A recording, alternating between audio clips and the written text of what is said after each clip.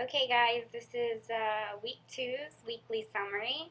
I know I said I was going to record this on the beach just to rub it in your face, but it's windy and the sound probably won't be that great on my computer, so I'm sending it from the hotel room. I wanted to start off by talking about DC current versus alternating current, since that's the first lecture we did this week. I guess basically the gist I got from it is that direct current is one current that runs in one direction, whereas the AC current can alternate and change directions, reverses. Obviously direct current, as you can read, is from batteries, whereas the AC current is usually what's in your house.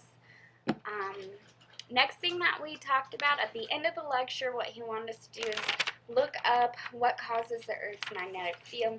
This is the exact website I went up to look look up what it was. We all talked about it being convection currents. It's basically when liquids are heated and cooled, and the more denser material sinks, or the less dense rises, and that creates a magnetic field, which I found very interesting because I never bothered to look what created the north and south poles of the Earth.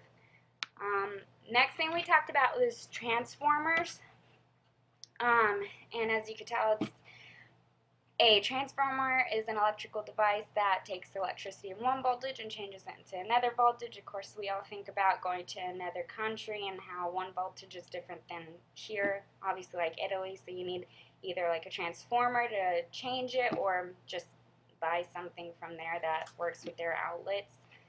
What I thought was fun is on our way out here to California, I remember David talking in lecture about seeing some of these on like light poles or electricity poles, and I never bothered to look, and honestly I wouldn't even know what I was looking at, but we actually found a couple of them on the way up here, and as you can see in the picture, that's what they look like.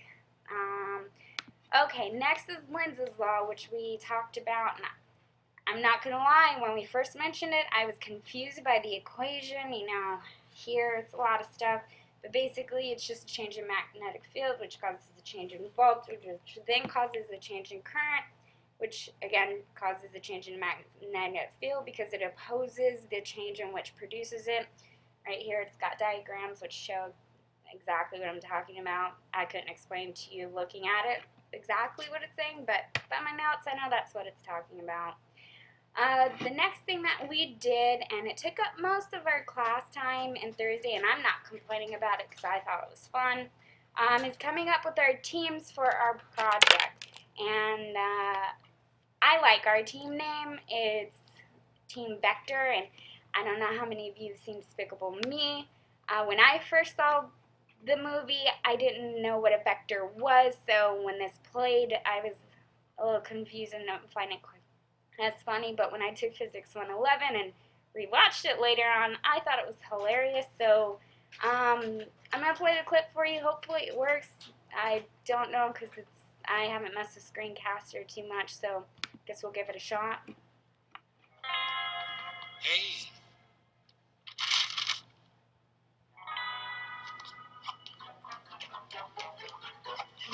I'm applying for a new villain loan. Go by the name of Vector.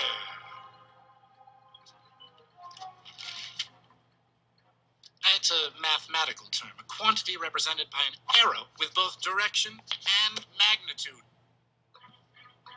So, that's the joke.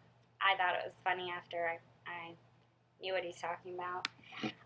Okay, and the last things I'm going to talk about is obviously our required work on Canvas.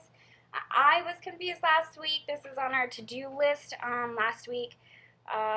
It obviously wasn't due until this week, but it's the nature of science discussion, which I thought was pretty interesting, and I had a lot of the same views as David did, and that's just because I talked about it in some other science classes, because obviously, and like a lot of us are, we're majoring in science, so it's probably a discussion that comes up pretty often about theories and laws and whether they're considered proven or disproven, or so on. So I found that very fun to discuss. So I look forward to seeing what some of your comments are, and I've already gotten a few. So I'll be looking at that and responding soon. And then the neat resource, which was awesome. I had so much fun watching videos on 3D printing. I mean, it blew my mind. And I read one of your guys' posts on your video for 3D printing, and he said there's one in the Arizona Science, I guess, building or where is it at? Center. There we go.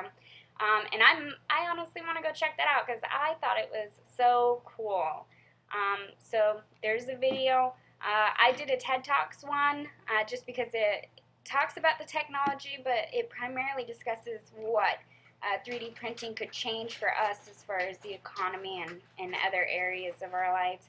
And I thought that was a very interesting video. It was different than some of the other ones that were on there. So, alright, well guys, I don't want to bore you. It's getting on 6 minutes, and we have a ferry to catch. So, hope your guys' weekend was as awesome as mine, and I'll see you guys on Tuesday.